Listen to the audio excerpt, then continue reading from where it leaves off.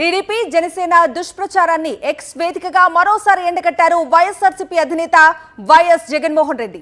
వైఎస్ఆర్సీపీ ప్రభుత్వంపై టీడీపీ ఆయనకు చేసిన తప్పుడు ప్రచారాన్ని బయటపెట్టారు. రిజర్వ్ బ్యాంక్ గణాంకాలను చూపుతూ కూటమి ప్రభుత్వానికి వైఎస్ జగన్ సూటి ప్రశ్నలు సంధించారు.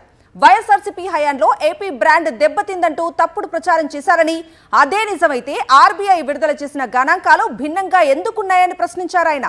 2019-24 మధ్య ఉత్పత్తి రంగంలో దక్షిణ భారతదేశంలోనే ఏపీ నంబర్ 1 గా నిలిచిందని గుర్తు చేశారు.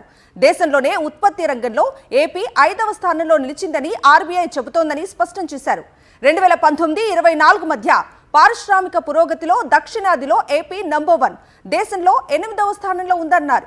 మరి దీన్ని ఏపీ బ్రాండ్ నాశనం అని అంటారా, లేక సమర్థమైన నాయకత్వంలో రాష్ట్రం ఆర్థికంగా వృద్ధి చెందింది అంటారా అని కూటమి ప్రభుత్వాన్ని ప్రశ్నించారు వైఎస్ జగన్. ఇక ఇదే అంశానికి సంబంధించి పూర్తి డీటెయిల్స్ అందించడానికి మా ప్రతినిధి రవీందర్ లైవ్ లో జాయిన్ అవుతున్నారు. రవీందర్,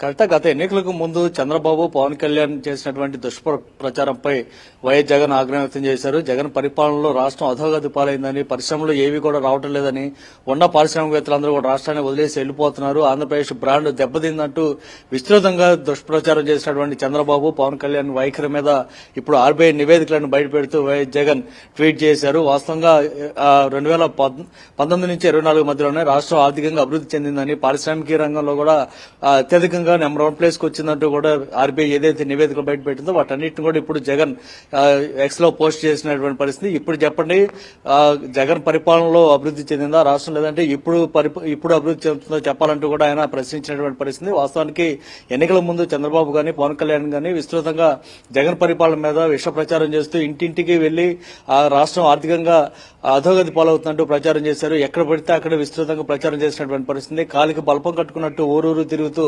చేశారు.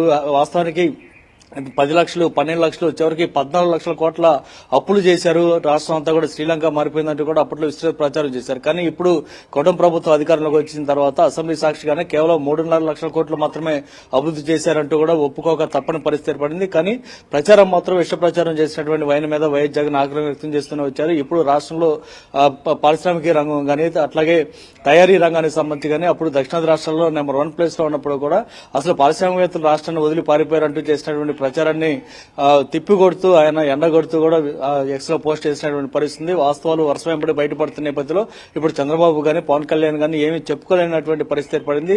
అట్లాగే రాష్ట్ర ప్రజలు కూడా ఆ రెండు పార్టీలు చేసినటువంటి విష ప్రచారం గురించి పూర్తి స్థాయిలో తెలుసుకోవడం ద్వారా వైఎస్ జగన్ పరిపాలనలోనే అత్యధికంగా అభివృద్ధి జరిగింది, పారిశ్రామిక రంగంలో గానీ, తయారీ రంగంలో గానీ నెంబర్ 1 ప్లేస్ లకు వచ్చేటువంటి విషయాన్ని రాష్ట్ర ప్రజలు కూడా తెలుసుకున్నటువంటి పరిస్థితి. అదే సమయంలో పవన్ కళ్యాణ్, చంద్రబాబు చేసినటువంటి విష ప్రచారాన్ని ప్రజలు కూడా ఖండిస్తూ ఉన్నారు. సత్యమేవ జయతే అంటూ వైఎస్ జగన్ చేసినటువంటి ట్వీట్ ఇప్పుడు రాష్ట్రంలోనే కాదు దేశవ్యాప్తంగా కూడా తీవ్ర సంచలనంగా మారింది.